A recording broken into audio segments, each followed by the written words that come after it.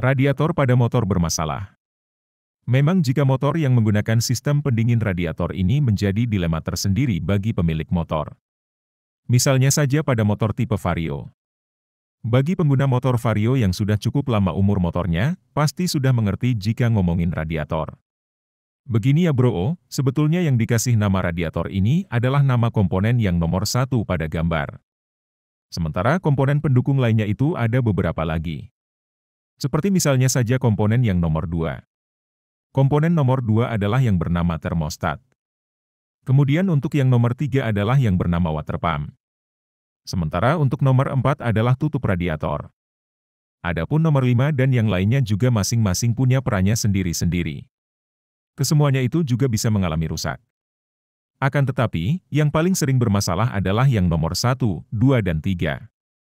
Jika saja yang rusak adalah yang bagian nomor 1 alias radiatornya, maka besar kemungkinan Anda akan mengeluarkan uang kisaran 300-500 ribuan. Misalnya saja, radiatornya mengalami rusak bocor atau mampet dan lainnya. Sementara ciri-ciri dampak rusaknya pada motor adalah, jika mampet maka biasanya motor akan mudah overheat alias panas yang berlebihan. Bahkan sebentar-sebentar lampu indikator yang warna merah pada area speedometer akan mudah menyala. Kemudian akan dibarengi dengan menguapnya pada tampungan radiatornya. Jadi air pendingin yang ada pada cadangan akan menguap, dan cukup membuat takut si pemilik motor tentunya.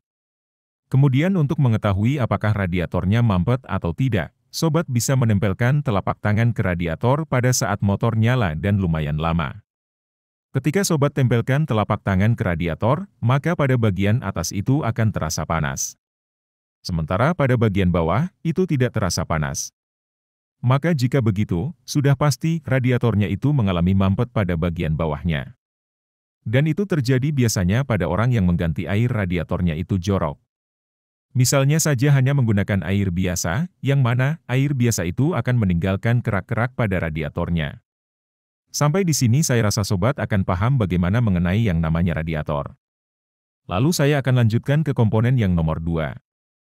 Nomor 2 ini yang bernama termostat. Harganya juga lumayan mahal. Jika termostat rusak, maka sobat akan mengeluarkan uang antara 300-600 ribuan. Karena, jika yang original, harganya memang sekitar 600 ribuan untuk motor Vario. Sementara untuk ciri-ciri rusaknya termostat itu juga hampir sama seperti radiator tadi. Hanya saja berbeda yang diganti. Misalnya saja katup yang ada di dalam termostat tidak mau ngebuka, meski motor sudah over panasnya. Maka yang terjadi juga motor akan overheat, dan dibarengi dengan menyalanya lampu indikator warna merah pada area speedometer. Kemudian kita lanjut ke nomor 3. Komponen nomor 3 adalah yang bernama water pump. Untuk harga juga sama saja dengan yang nomor 1 dan 2, 300-500 ribuan. Lalu bagaimana ciri-ciri water pump rusak? Ciri-ciri water pump yang rusak lebih berbahaya daripada rusaknya nomor 1 dan 2. Pada gambar water pump, sobat melihat water pump 1 set. Sementara jika kita bongkar itu water pump, maka akan ada yang namanya seal water pump yang berjumlah 2 buah.